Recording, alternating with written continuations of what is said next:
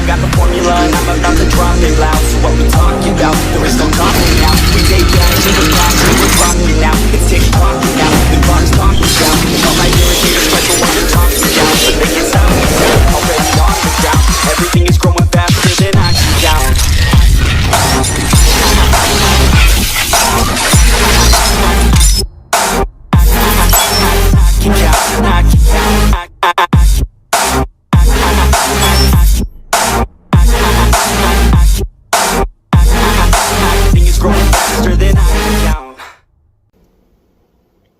Hey everyone, it's your host Cyber Gaming Studios, and welcome back to another video. In today's video, we're going to be talking about 5 things to expect when the PlayStation 5 releases next year.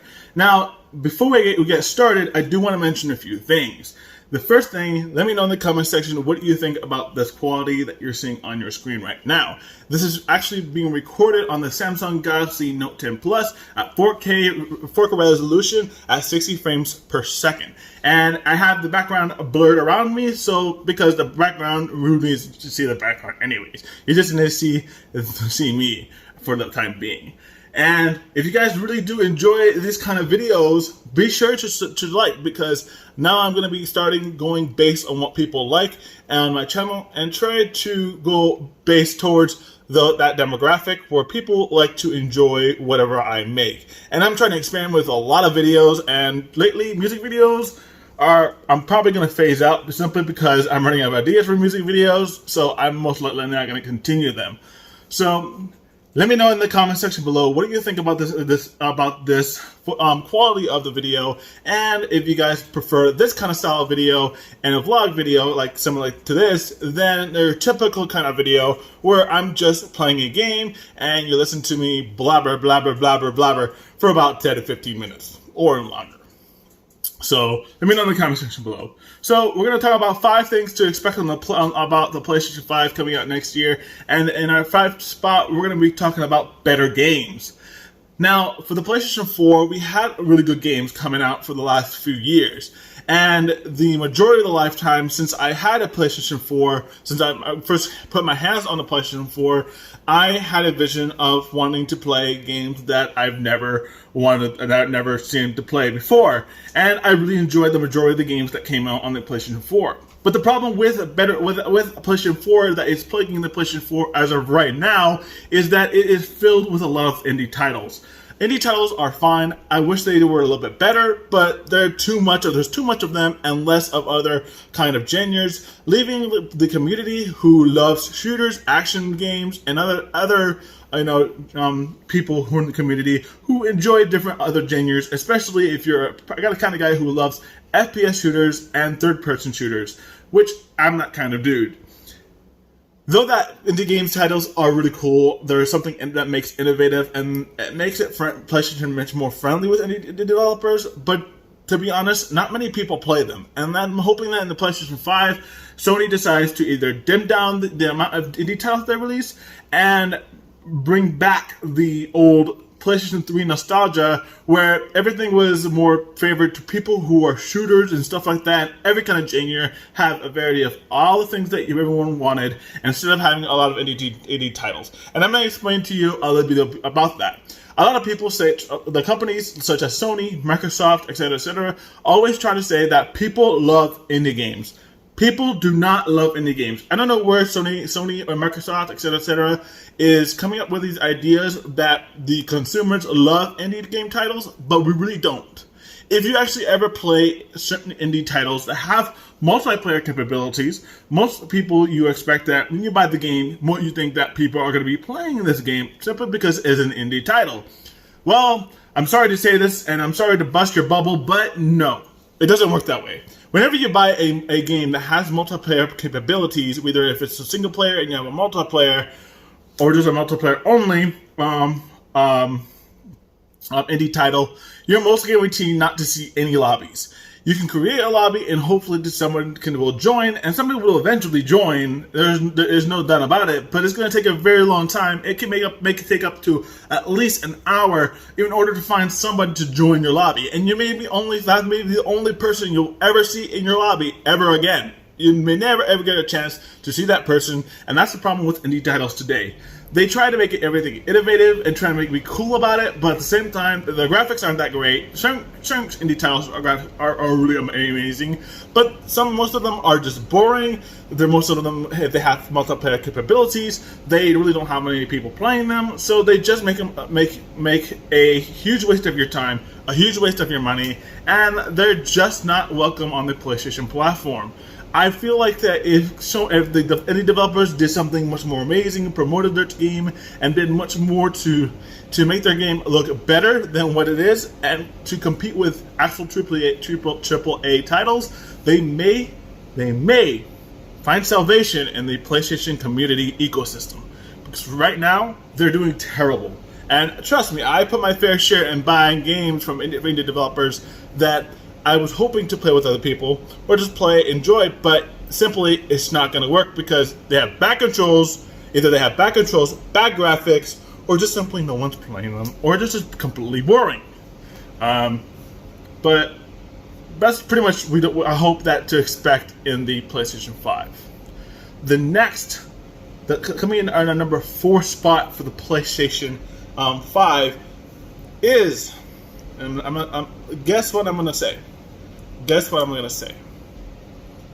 Bingo. I'm going to say PlayStation Plus subscription pricing. Better PlayStation Plus subscription pricing. A lot of people play for PlayStation Plus to play online.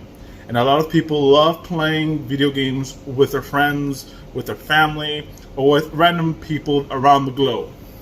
Now, PlayStation Plus back in the PS3 days wasn't an actual requirement to play online. You were able to play online for free, and PlayStation Plus was optional. I actually paid for PlayStation Plus for a very long time, since the PlayStation 3, and I actually did enjoy the service because I did get free games every month, and I was able to play those games that I got every month, every single day, no matter how much, how many months I play, as long as I paid for PlayStation Plus, which was amazing because there was a lot of good games that they actually released on the PlayStation 3.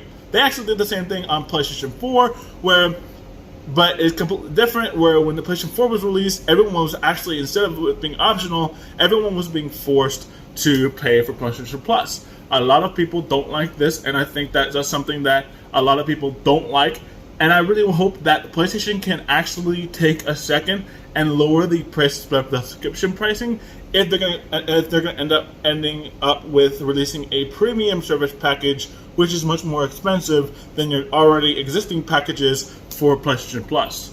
Such as, for example, before PlayStation Plus, price increase, for 3 months it used to cost $20. For about every month it was cost $10, which still costs $10 today, but there's no any more better. Then PlayStation Plus for a year cost about $50, which a lot of people really like.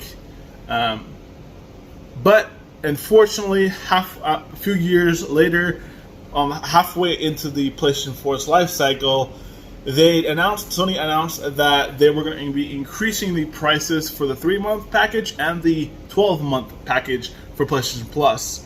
And this left a lot of people with the question: will Sony have a higher premium package, which will include you having, if you want to continue to get free games, you're going to have to upgrade to this premium package and be forced by it, or is it going to be where it's optional, but you still get free games, but you just get an additional third game for free when you get to the premium package? Who knows? I'm hoping that Sony can actually listen and say lower the pricing for PlayStation Plus, simply because we're paying right now $25 for the 3-month package, or 12-year, which is I'm currently on, and which is $60, $60 to $70, and to be honest, it's not that great.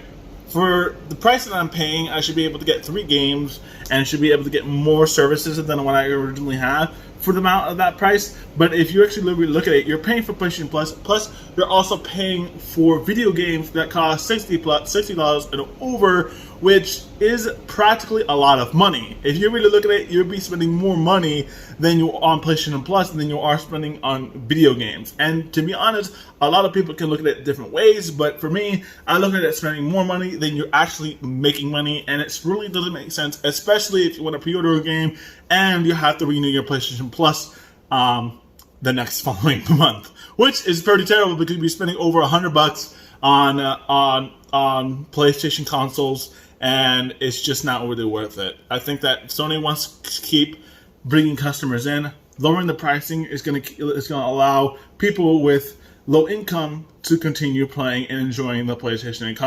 community. All right, coming in our top number 3 spot, which I'm hoping that it will come, is the truth of frame rates with the PlayStation 5.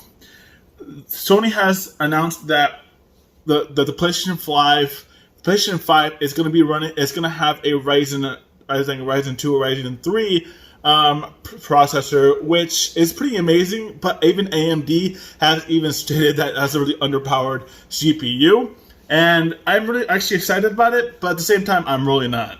And simply because you have games out there that are so packed with so much features that you don't know which is which or how it's going to impact performance. And with the PlayStation 4, they promised us 60 frames per second with 1080p for all games and all titles, but that's not really the case, because there's some games that really run at 60 frames per second, but not at true 1080p, and there's some games that really don't. They run lower than that. But either way, I digress.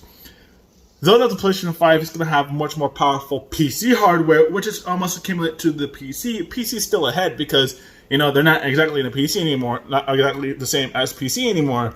And we're hoping that if they're going to give us a true 8K or 4K experience, at least have the frame rate at least capped to 60 frames per second or even higher than that. Put it up to 120 hertz. That's amazing. You're going to get a lot of bang for your buck for a lot of money.